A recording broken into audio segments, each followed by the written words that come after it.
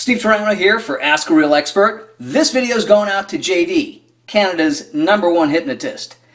He said that his personal trainer says that as long as you exhaust the muscle, that's the most important thing. And whether you exhaust it with a big, heavy 2-hour workout, it's exactly the same as exhausting it with a 30-minute fast workout. Well, let me say this. Probably the most important thing is that you work out. I don't care how you do it, as long as you do it. That's great. And if you like your workout, that's the most important thing. But just because somebody tells you to do something and you enjoy doing it doesn't necessarily mean that their science is accurate. Let me give you an explanation. JD was doing a 30-minute workout where he would go from exercise to exercise and quote-unquote exhaust the muscle.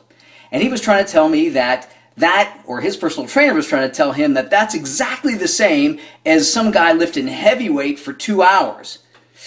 It's not the same, because you got to remember, either way the muscle is exhausted.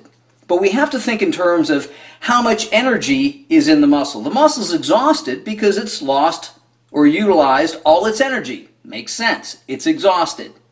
But the point is the trauma that you create on that muscle prior to that muscle being exhausted. That is the key. Now again, if you like doing 1,000 push-ups a day, hey, that's great. If you want to bench press 300 pounds 10 times, that's great too. But the most important thing is that you understand if you're trying to get big, a 15 or a 20 or 30-minute workout or speeding up your workout is not the way to do it. Because the whole idea is the muscle has a limited amount of energy, a limited amount of creatine phosphate. And we want to use that creatine phosphate to essentially inflict as much trauma on the muscle as possible.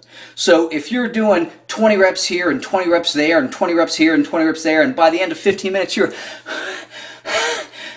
dying, hey, that's great.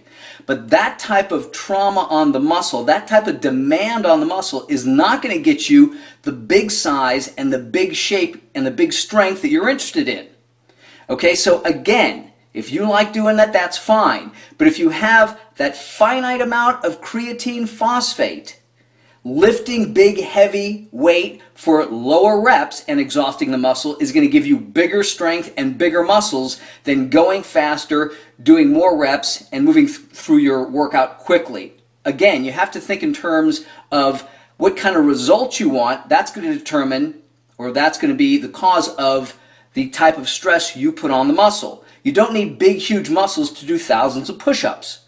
So if you want big muscles, big strength, that comes from lifting big weight. And again, we're talking about a finite amount of energy in the muscle. And this is why when I'm talking about guys who are skinny and they want to gain as much size as possible, sure, they could eat a bunch of junk and just pack on a bunch of fat, but they've got to lift weights, and they've got to lift heavy weights. So that's why I'm saying if you're in the gym and you're interested in getting big muscles and big power, a fast workout doesn't do it. And I got to talk to guys a million times until I'm blue in the face. I'm losing my pump. Yeah, big deal. Pump doesn't get you big. I can drop down and do 100 push-ups and be as pumped as possible, but that's not going to make you big. So when these guys are saying, hey, we need to speed the workout up because I'm losing my pump, hey, moron.